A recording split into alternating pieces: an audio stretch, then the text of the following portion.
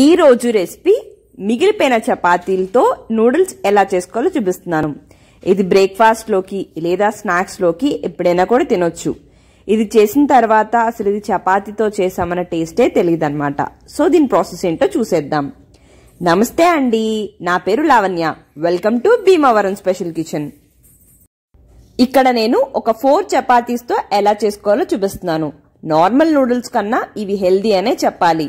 ఎందుకంటే చపాతీలు మనం గోధుమ పిండితో తయారు చేస్తాం అండ్ నూడిల్స్ నార్మల్ గా అయితే మైదా పిండి అని ఫీల్ అవుతూ ఉంటాం. కాబట్టి ఈవెన్ అప్పటికప్పుడు చపాతీస్ ప్రిపేర్ చేసుకునైనా సరే ఈ నూడిల్స్ ని తయారు చేసుకోవచ్చు. ఇప్పుడు ఒక రెండు చపాతీస్ ని తీసుకుని వాటిని ఇలా రోల్ చేసేసుకుని మనం చిన్న చిన్న పీసెస్ గా కట్ చేసుకోవాలి. ఐ మీన్ స్లైసెస్ లాగా నూడిల్స్ లాగా పొడుగ్గా కట్ చేసుకోవాలి. మీరు ఇలా చిన్న చిన్నగా కట్ చేస్తే సరిపోతుంది. ఇదే విధంగా మిగతావన్నీ కూడా కట్ చేసేసుకోండి. ఆ తర్వాత వీటిని అన్నిటిని కూడా అటు ఇటు కదుపుతూ పైకి కిందికి అంటే పొడుగ్గా నూడిల్స్ లాగా వచ్చేస్తాయి.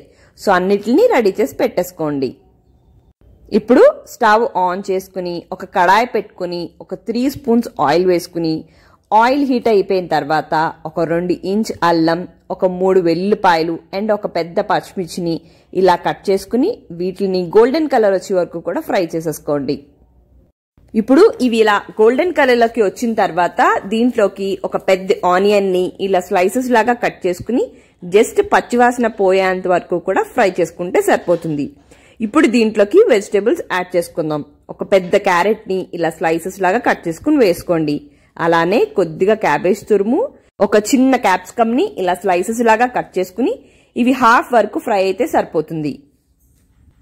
ఇవి ఇలా హాఫ్ వరకు ఫ్రై అయిపోయిన తర్వాత దీంట్లోకి కొద్దిగా సాల్ట్ ని యాడ్ చేసుకోండి. ఎందుకంటే మనం సాసెస్ వేస్తాం, సాసెస్ లో ఆల్రెడీ సాల్ట్ ఉంటుంది అండ్ చపాతీలో కూడా సాల్ట్ చేస్తాం కాబట్టి కొంచెం వేసుకుంటే సరిపోతుంది. అలానే దీంట్లో ఒక 1/2 టీ స్పూన్ మిరియాల పౌడర్ ని కూడా యాడ్ చేసుకోండి. దీనికి రీప్లేస్మెంట్ గా మీరు కారాన్ని కూడా యాడ్ చేసేసుకోవచ్చు. సో ఇప్పుడు సాల్ట్ అండ్ పెప్పర్ ఈ వెజిటేబుల్స్ అన్నిటికీ పట్టేలాగా బాగా కలిపేసుకున్న తర్వాత 2 టేబుల్ స్పూన్ టమాటో సాస్ ని యాడ్ చేసుకోండి. ఆ తర్వాత ఒక table spoon soya sauce and ఒక టేబుల్ స్పూన్ వైట్ వెనిగర్ ని యాడ్ చేసుకోండి. వైట్ అన్నాను బట్ ఈ కలర్ లో ఉంది ఏంటి అనుకోకండి. సాసెస్ కొలిచిన దాంతోనే కొలడం వల్ల ఆ కలర్ వచ్చిందనమాట.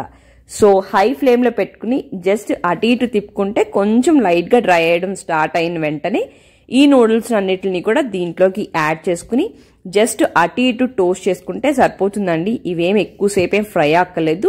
జస్ట్ అటు ఇటు కలుపుకున్న తర్వాత వీటిని ఒక సర్వింగ్ ప్లేట్ లోకి తీసుకుని సర్వ్ చేసేసుకోండి. అంతే, చపాతీ నూడిల్స్ రెడీ. మరి మీకు ఈ వీడియో నచ్చినట్టయితే లైక్ చేయండి, కామెంట్ చేయండి, మీ ఫ్రెండ్స్ కి రిలేటివ్స్ కి అందరికీ షేర్ చేయండి. మరిన్ని స్పెషల్ వెరైటీ రెసిపీస్ కోసం నా ఛానల్ ని మీరు ఫస్ట్ టైం చూస్తున్నట్టయితే సబ్స్క్రైబ్ చేయండి. థ్యాంక్ యూ అండి. మరి మళ్ళీ వీడియోలోకి వెళ్దాం.